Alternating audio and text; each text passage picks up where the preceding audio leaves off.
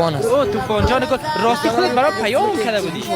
در چی؟ در واتساپ پیام کرده بودی؟ در مصاحبه مگه دیده باشه گفتم ظهور نوری واتساپ جواب نمیدی زیاد خدا مغرور نگیر شماره تا بچه ولی آزا خدا او آدم یک مسئله هارون پکاوره را خوب جواب میدی والله که تمام تماس داشته باشیم یا که احمد محمود خیلی پیام میکنن عزیزا دوستا، اما از این صبح که میبرم بیادره که تا 2 بجه روز اومده یک برنامه دیگه دارم، تا اون وقت ثبت برنامه باشیم یگان تا زنگ میزنن تماس میگیرن. این اکثریت کسا رو شاید خودتون بشناسی یا تو شماره شخصی خود بر کس نمیتن، اما من یعنی هر کس گفته شماره گفتم ملالا جان من از شما چی برتری دارم، اما ای که بعضی اوقات آدم نمیتونه جواب داده درک کنین که شاید پشت صحنه مشکلات زندگی ما خبر شین بگین آفرین. خودت اگه مصاحبه هم دیده باشی اما تو گفتم ظهور نوری خوب بچه است مقصد یک در خدا مغرور نگیر با خدا مرا دیگه چی زور نداده والا از هارون پکاوره را دیگه چی برات بگم خوب مس چایش جواب میدی ما که برات مسیج میکنیم دیگه با گفته اون فرقای طویل نمیگیری.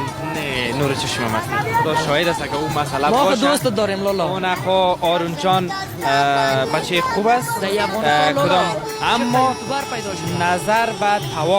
نظر به توان کوشش میکنم که دوست خود رفیق خود هموطن خود حمایت بکنم. باز بعضی کسا هست اما پاس نمک و پاس خدمت نمیفهمن.